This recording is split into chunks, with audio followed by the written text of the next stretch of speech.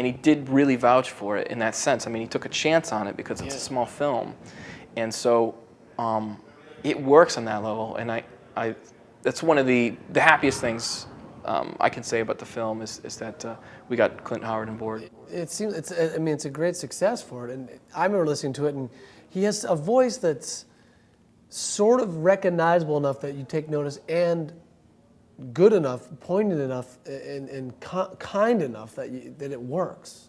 It works great. He does a tremendous job in it.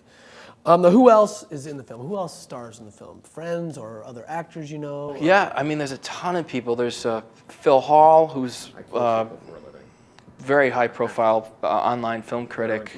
He's written 3 or 4 books. Nicole Lewis, of course, who I said before, is starring in Hair right now. Was played Joanne in Rent. You probably recognize her. I mean, not you, but the audience. I do recognize her. I know Tom. I know Tom. I know her. Yeah. Maggie, Margaret Rose Champagne. She's I call her Maggie. She's in it. You're tight. We're tight like that. Yeah. Russ Russo. Rachel Robbins. She's been in a lot of trauma films like Terra Firma, and she's a Playboy model. Yeah. I think I noticed that. I think I had her issue. So what's next for Thomas Edward Seymour? There's going to be 2 horror films. One's called Blood River, and apparently I just found out I'm going to be acting in that, but not directing. And then I'm going to direct an adaptation of Rudyard Kipling's Mark of the Beast. Yeah. And then probably the next year we're going to probably work on Bikini Bloodbath 4. So it sounds like you're saying things like we, and it seems like you have a production team or a group of guys you're always working with, and sometimes someone's directing, sometimes someone's writing, sometimes someone's acting, or it kind of ebbs and flows. Is that how it works with you? Absolutely. There's 2 companies. There's Hail Manor Productions, which we've been working on stuff for about 10 years.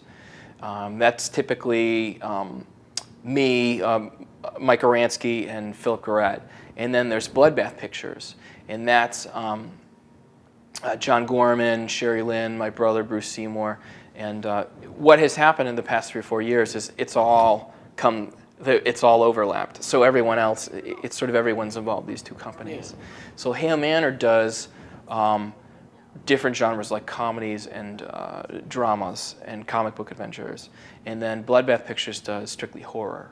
Comedy horror. So then you basically, if someone's directing, they say, "Hey, can you come in and act?" And you'll be used as an actor. Or sometimes you have a piece that you want to direct, and you'll direct that, and you grab some other people as actors and writers and performers. So it's kind of like a whole community of guys that you've worked with for years. Yeah, absolutely. And I'm getting to a point where I can write for a character. You know what I mean? Like I know the strong suits of some of the actors and what they like, and it's really fun when you could start writing and have a character in mind, and you could be like, yes. When did you fall in love with movies, or what movie made you fall in love? Of course, I've always loved movies. I remember, watching all these crazy horror films, Friday the 13th, Night of the Creeps, all these weird horror films from the 80s. But then, of course, like Indiana Jones. But I think when I realized that I needed to do it for a living, or I wanted to, was like, I think probably when I saw Shawshank Redemption. And where'd you grow up? Where are you from? Central Connecticut, so that's like, I live in the Plainville, Sellington area. I lived in the Plainville, Sellington area. I'm in Queens, New York now, but that was outside of Hartford. And do you have, you come from a large family? Do you have a family that supports what you do? Absolutely. Obviously my parents totally, when I told them I want to make films, they were totally supportive. And quite frankly, my brother Bruce, if not for him, half the films wouldn't have been funded. Yeah. So right there, that's huge for me. So a lot of the reasons I've been able to make films is because of my friends and family, and because they believed in me or they just wanted to be a part of it. So after college, did you move to New York? Yeah, it took a while. Yeah. I was a news editor at CBS for 4 years, and then bounced around, did a bunch of crazy jobs. And I remember we did a piece called on the middle show I do called Fast Food Tournament. Right. Now, I believe you told me there that you met Mike Aransky, a guy you've been working with for years, at Wendy's. Yeah. What were you doing at Wendy's? Well, I was working the grill, and Aransky was working the register. Yeah. And I was doing a public access show at the time, and I was showing people my public access show on the VCR TV that you're supposed to watch the educational videos on. Yeah. And then Horansky the next day brought his short in, and I was like, "This is great!" And we sort of teamed up from there. That's a great story. That's hilarious. Where was that? Was that in Connecticut? Yeah, that was in Connecticut. And then you guys did you come down to New York together? Or? We did, yeah. We did. I guess it was almost 4 years ago now. We came down to, we moved right to Astoria, Queens, and just started, trying to do the New York thing. If you could have any career path in this profession, I mean, what would you want it to be? Well, it's almost like if I could be anyone. Yeah, I mean, I'd love to take the career path of the Coen brothers. I mean, they're. But there's only one of you. Yeah. The Ethan Coen. Sure. No. I'll be the other one. Charles Coen, or whatever his name is. Yeah. I mean, be it him or Wes Anderson, or I mean, the thing is if I can keep continuing to do films, I'm fine with that. So if I'm a Roger Corman or I'm a Lloyd Kaufman. Honestly, if I was going to describe film directing, I'd say it's full-time problem solving is what and the low budget in low budget filmmaking, because really you're dealing with. I mean, I think on these Hollywood films, a lot of what the money buys is a controlled environment, and time, because that's what's missing from my shoots is time and money, and if anyone had that.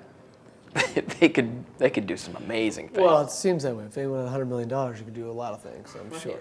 I think to me, it shows true talent, someone that can take a smaller budget and make something that's presentable, funny, good, with the less money and the less time. That, to me, is a bigger talent and a skill, and it seems that's the way you're going. I'm trying to do that. It's funny you mentioned that. I remember Bruce Campbell talking about that. He said, low-budget filmmakers, they can do what Hollywood does. They can do longer shoots for more money. But Hollywood can't do what indie does. They can't do shorter shoots for less money. What I will say is that, in doing these films that I've done, I've learned so much, and it's all hands-on. And I believe that I really know the nuts and bolts of filmmaking. And I think a lot of, some of these Hollywood directors, I don't even know how they come to be in the position that they're in, not knowing how to work a camera or how to edit or how to do sound. No, do you think that's the direction that Hollywood or entertainment seems to be going? A director who can also produce, who can write, who can work the camera, it seems like it's just inevitable to go that way. I think so. I mean, I think you're right, and I think nowadays, even in our profession right now, you cannot do one specialized thing. No. It doesn't work anymore, and it's going to affect Hollywood, I believe. A lot of independent filmmakers are shooting on the red camera, but a lot of Hollywood filmmakers are shooting on the red camera. So now you've got the indies using similar equipment that Hollywood is. It's a matter of time. It's going to all even out. Yeah. It's going to have to. It's going to have to, and plus, I mean, you've got Hollywood constantly making sequels, films based in nostalgia, existing properties. The amount of original content is becoming smaller and smaller, and it's only going to be a while before it sort of takes a big dip. Similar probably to when Easy Rider came out. Hollywood's making these stuffy films, the same musicals over and over again. Easy Rider came out and sort of blew everyone away. We're sort of in a independent lull, I would say. There was sort of this big independent boom back in the mid-90s, and it's sort of, you had directors like Tarantino, Rodriguez, Kevin Smith, all these giants came out. It's like, when's the last time you heard of a legitimate independent film director star come out? Yeah, it doesn't seem that it happens much anymore, and even the bigger independent film festivals aren't really independent anymore. They're these people that are big-name directors, actors, celebrities that are saying they're doing independent because I think it's more of a title now. But right, yeah. But the true independent filmmakers are doing it for cheaper, and it's a lot of times doing it better. And I think that's the direction of independent film. Yeah, I think so too. Well, Thomas, thank you so much. Good luck in everything you do. Thank you, David. Very funny. Thanks for talking with me.